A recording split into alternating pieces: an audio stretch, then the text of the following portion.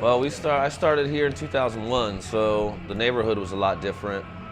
Our neighborhood was completely different, but that was the time, like, there wasn't any internet in tattooing, you know, like you had to buy supplies from a supply company that you had to be recommended from another shop, and so it wasn't accessible.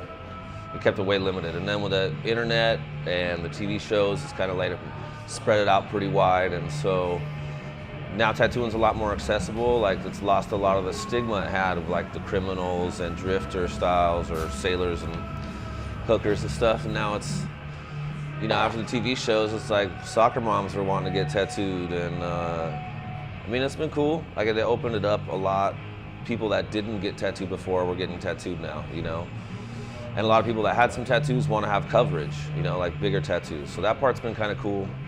Lately, though, I think it's kind of backlash. I think it's changed too much. Like, the accessibility has made it too much, and like now that every failed art student wants to be a tattooer, and well, I mean, now kids are like growing up like, I want to be a tattooer, that was never an option before. You know, like I worked at a shop as a helper for 3 years before he'd finally say he would teach me how to tattoo. You know, the most rewarding part is the freedom to get to do what I want.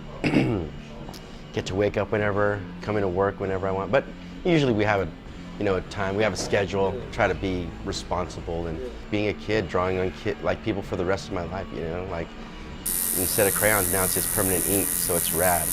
And I get requested to do like custom stuff like monsters and Asian stuff that are my strengths. I do a lot of, like when I started, I was doing a lot of like Japanese stuff and traditional Americana stuff, but I was doing a lot of, like this artist named Kiyosai, and he did a lot of like Onis, demons, dragons, and just koi fish, but he'd morph them into other stuff and have fun with it. So it just looks like little kid drawings with fucking like cyclops or multiple eyes, and then I started leaning towards that more, and then now people just kind of, they got hip to it and just kind of like request that, so it's pretty awesome. I just draw a lot of the monsters on now.